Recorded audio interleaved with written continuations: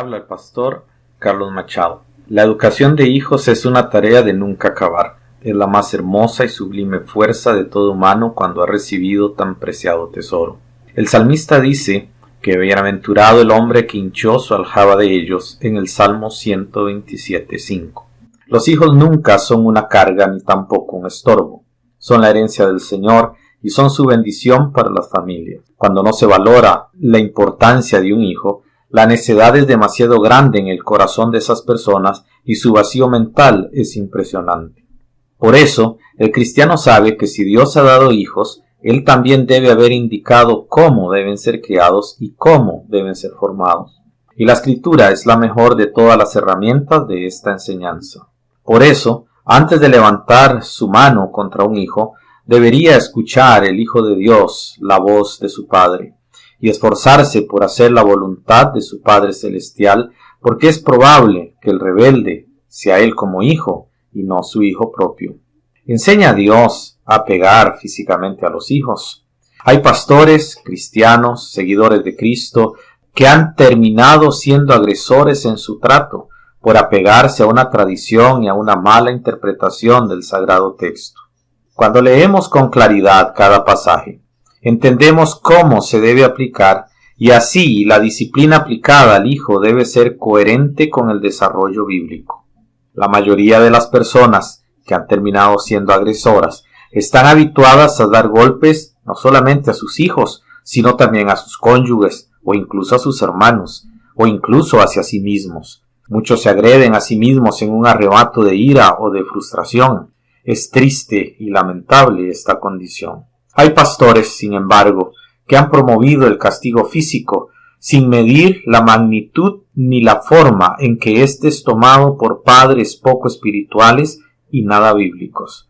Toman un verso de Proverbios y así infligen en su hijo el dolor que no cambia nada, sino solo produce resentimiento y amargura en el corazón del pequeño. El libro de Proverbios se menciona en varias ocasiones el término castigar.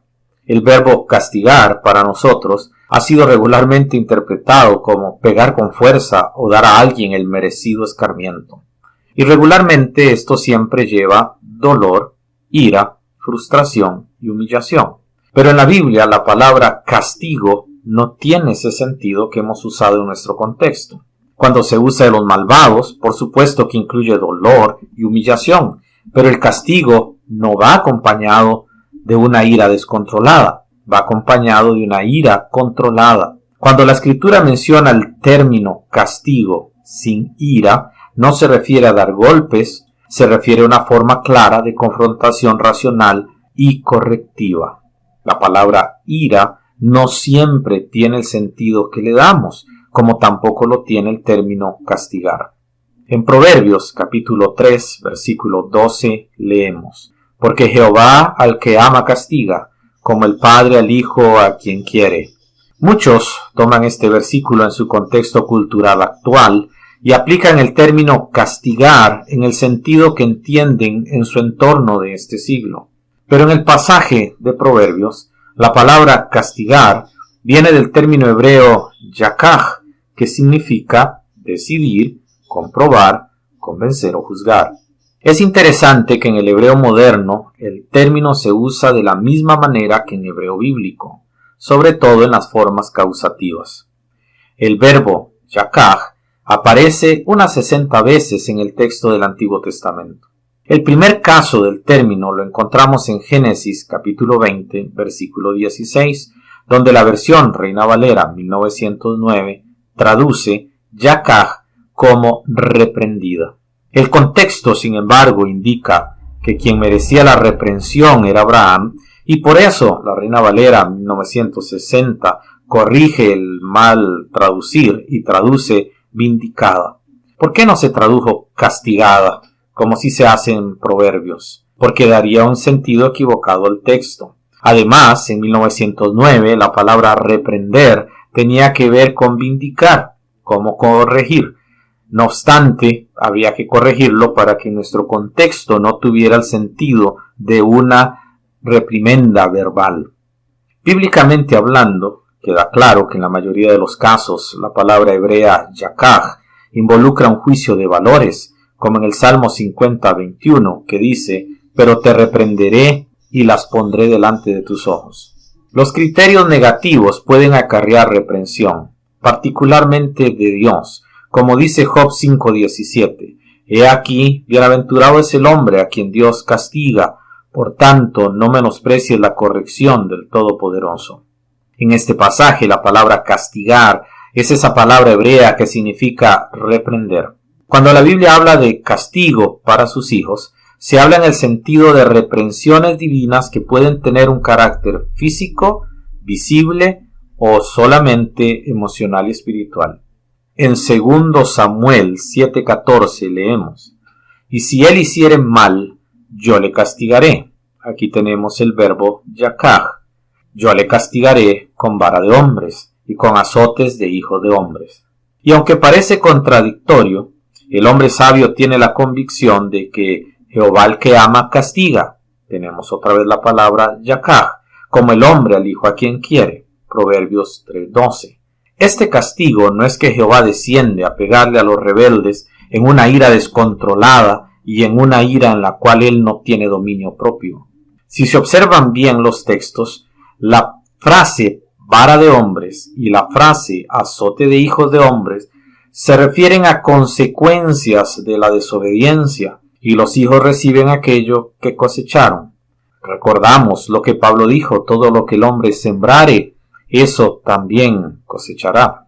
Así entendemos que el término castigo en la Biblia tiene sentido de reprensión mediante diálogo, como cuando el juez emite una sentencia sin dar un solo golpe físico.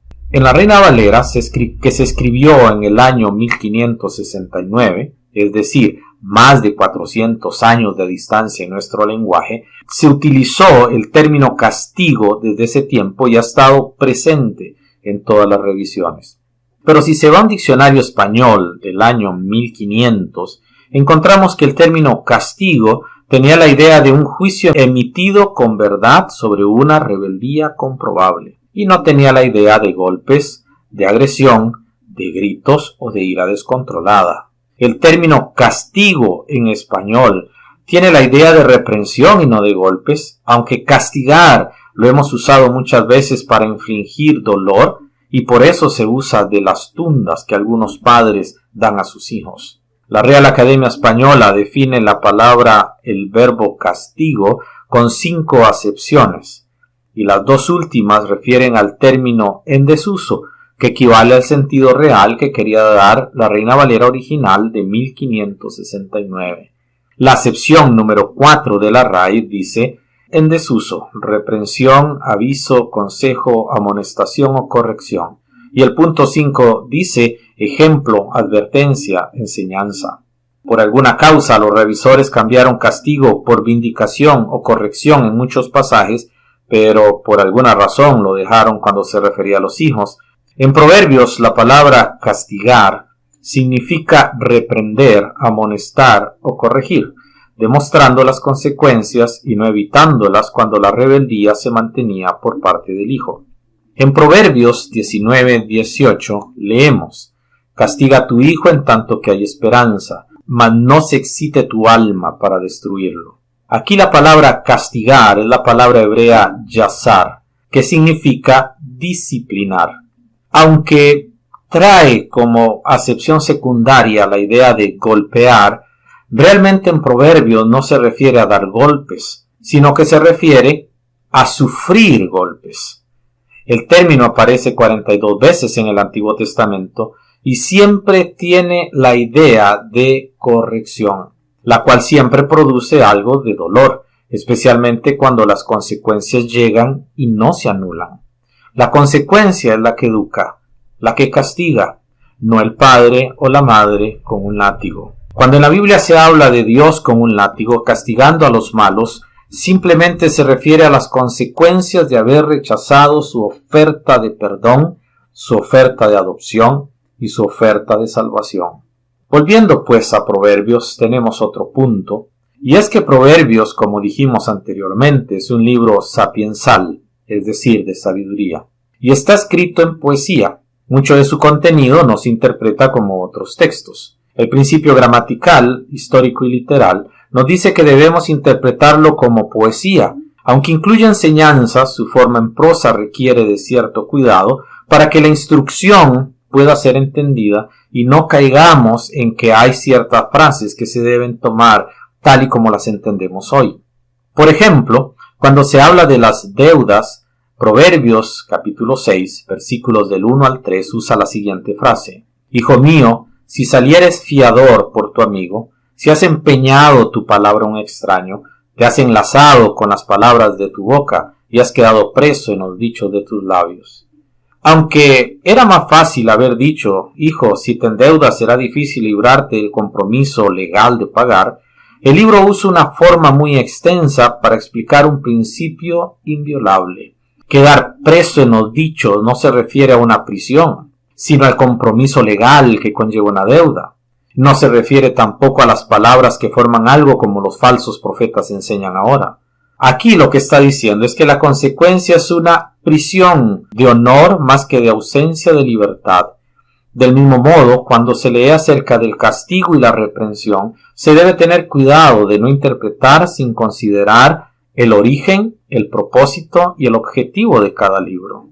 Esto nos lleva a considerar otro aspecto acerca de la disciplina o el castigo en la Biblia que deben emitir los padres y que Dios también emite para con nosotros. Y es la forma en que estamos mirando a Dios, ya sea como juez o como padre. Por eso es importante tener este aspecto en cuenta. Es porque Dios está representado de dos maneras, como juez y como padre. Como juez, Él debe castigar y condenar porque es la consecuencia de la maldad del hombre. No se puede dejar libre al asesino, ni se puede perdonar al ladrón. Las consecuencias de sus actos deben ser pagadas, ya sea por el actor o por un sustituto. Cuando una persona peca y no ha creído en Jesucristo, no tiene sustituto, por lo que debe asumir la consecuencia de su maldad. De allí el clamor por la salvación de los pecadores. Pero cuando hay sustituto es remisión o perdón de pecados. Pero sin sustituto se debe sufrir la consecuencia. Y la Biblia ha dicho: el alma que pecare, esa misma morirá. Y también ha dicho que la paga del pecado es muerte. Y también ha dicho que todo aquel que no cree en Cristo irá al infierno. Esas son las consecuencias. Eso no es porque Dios quiere que vayan allí. Son las consecuencias de la desobediencia. Del mismo modo, los padres de familia deben considerar cuál es su papel como padre o madre. Un padre no puede ser un juez, ni actúa como un juez, porque un juez no puede ser un padre. Cuando Dios adopta al pecador arrepentido y convertido, lo adopta como hijo, y al adoptarlo como hijo, deja de ser su juez. Un padre, cuando tiene hijos, debe adoptarlos, aunque los haya tenido con su esposa de la manera honesta y santa. Debe adoptarlos porque no son propiedades y no son bienes de la familia. Tampoco deben ser tratados con desdén. La adopción debe ser del corazón, porque aunque hay hijos que nacen naturalmente en una familia, muy pocos son realmente adoptados en el corazón de sus padres para ser queridos y amados y educados como debe ser. Aunque todos los seres humanos son criaturas de Dios, y en ese sentido todos son hijos por creación de Dios, solamente los que han sido adoptados por la fe en Jesucristo son colocados en la misma posición que su Hijo Jesús y son amados igual que a su Hijo Jesús. Un padre que actúa como juez no ha adoptado a sus hijos en su corazón y los ve como objetos más que como sujetos. Cuando hacemos la distinción adecuada sobre Dios, entendemos que el infierno no es un mal que Dios quiere. Es una consecuencia de toda desobediencia, la cual Dios no quiere que nadie sufra, y por eso ha ofrecido a Jesucristo como Salvador. Al chico rebelde se le enseña a no hacer el mal, pero si continúa su camino, seguramente su consecuencia será devastadora. Del mismo modo, una persona que no acepta su culpa y se entrega a Jesucristo para ser salvo, terminará en el infierno. Aunque no podamos aceptar esa realidad, así es como va a suceder, porque es la consecuencia de una desobediencia. No olvidemos que la palabra infierno significa inferior, en referencia a la tumba. Una persona muere y va al infierno sin Dios, y por ello, debido a la ausencia de la paternidad de Dios y solamente a la presencia de Dios como juez, el pecador sufrirá la consecuencia que como transgresor merece. Un padre debe aprender a detener su mano antes de propinar una paliza a su hijo, porque cuando castiga a su hijo o hija, asume que él nunca ha fallado en tal cosa, y por ello es moralmente apto para condenar como juez. A la vez está indicando que su acción es de juez y no de padre. En Lamentaciones, hablando de las consecuencias de la desobediencia de Israel, el profeta Jeremías dice: porque el Señor no desechará para siempre, antes se afligiere, también se compadecerá según la multitud de sus misericordias, porque no aflige ni congoja de su corazón a los hijos de los hombres. Lamentaciones 3, 31 al 33. Según este pasaje, la aflicción y congoja que el hombre experimenta no es la intención directa de Dios, sino la consecuencia de sus malos actos, la desobediencia al llamado del Señor, y por eso utiliza el término antes se afligiere, porque la aflicción que debe sufrir una persona por su pecado no es algo que Dios quiere, y por eso el pecador, al ser desobediente, carga con aquello que se ha ganado en su rebeldía. Ya habíamos visto que el castigo visible de Dios es la consecuencia de la desobediencia, no un acto adrede del Señor que satisface su enojo contra una criatura que de por sí está perdida. Al contrario de lo que muchos piensan, Jehová espera que el pecador se arrepienta, se vuelva a él y sea libre de la consecuencia del pecado. En el libro del profeta Ezequiel, capítulo 3, versículos del 18 al 21, leemos: cuando yo dijere al impío, de cierto morirás, y tú no le amonestares ni le hablares para que el impío sea percibido de su mal camino, a fin de que viva, el impío morirá por su maldad, mas su sangre demandaré de tu mano. Pero si tú amonestares al impío, y él no se convirtiere de su impiedad, de su mal camino, él morirá por su maldad, y tú habrás librado tu alma. Y cuando el justo se apartare de su justicia, e hiciere maldad, y pusiere yo tropiezo delante de él, él morirá, porque tú no le amonestaste, en su pecado morirá, y sus justicias que había hecho no vendrán en memoria, mas su sangre demandaré de tu mano. Y si al justo amonestares para que el justo no peque y no pecare, de cierto vivirá, porque fue amonestado, y tú habrás librado tu alma. Observe que vuelve a hablar de actos que producen consecuencias, y estas consecuencias libran de la muerte o la producen. Cuando un pastor le enseña a su congregación a no hacer lo malo, y el corazón de quien escuchó dentro de una iglesia no es salvo, muy probablemente lo va a hacer. Va a pecar porque no le va a interesar lo que su pastor dijo. Mas el alma que es justa corregirá y no pecará, porque él tiene a Cristo en su corazón. Por eso, estas consecuencias van a librar a las personas de la muerte o la van a producir, porque cada persona es responsable de estos actos y debe enfrentarlos. El castigo es dado a quien se lo merece. Por eso, una persona que no cree en Jesucristo debe ser castigado porque ha rechazado voluntariamente la única opción justa y accesible para librarse de la condenación, aunque en principio Dios haya ofrecido y rogado que acepten su misericordiosa salvación. Aquí el castigo, la corrección, es precisamente dejar que suceda la consecuencia, aunque ésta duela. Cuando un padre toma estos pasajes, donde se muestra cómo es Dios como padre, no caería en el error de agredir a sus hijos y procedería a reprender o amonestar con firmeza, con el fin de que el niño se corrija, considerándose primero a sí mismo, para que su autoridad no sea de temor, sino que su autoridad sea expresada en amor, y la obediencia del niño no sea de temor, sino sea por amor. Muchas personas hablan acerca de que Dios en algunos pasajes satisface su ira. Y hemos oído a muchos predicadores decir que Dios odia a los pecadores, que la frase Dios ama al pecador es de una persona que no es creyente. Y quizás en esto tienen razón, pero no tienen razón en decir que Dios no ama a los pecadores, porque bien es cierto que Juan capítulo 3 versículo 16 dice que de tal manera amó Dios al mundo, y eso incluye a todos los que están en él. para que todo aquel o cualquiera que crea en él no se pierda, mas tenga vida eterna. Tendríamos que simbolizar y cambiar el sentido literal, gramatical del pasaje de Juan 3:16 para que signifique otra cosa. Dios nos ama y ama al pecador, y por esa razón le tiene paciencia. Mucha gente se pregunta que por qué Dios no castiga a los malos, a los perversos en nuestra época. Porque los seres humanos somos tan complicados. Porque realmente no queremos que Dios nos castigue, pero sí queremos que castigue al otro. Gracias a Dios que Él no es así. Y Él está dando la oportunidad al más malo pecador para que se arrepienta, para que sea salvo, para que tenga vida eterna. Por eso, acerca del Señor cuando está enojado, es conveniente comenzar de la manera bíblica.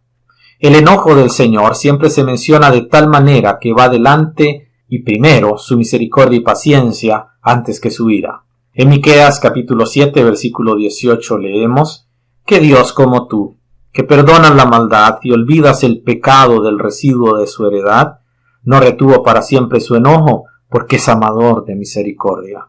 No hay un pasaje bíblico donde diga que Dios ama enojarse contra el impío y que disfruta verlo sufrir. Su enojo, más bien dice la Escritura, no dura para siempre, porque Él ama hacer misericordia a los que la necesitan, y por eso perdona la maldad y olvida el pecado de los pecadores. ¿Cuánto más no hará eso con sus hijos?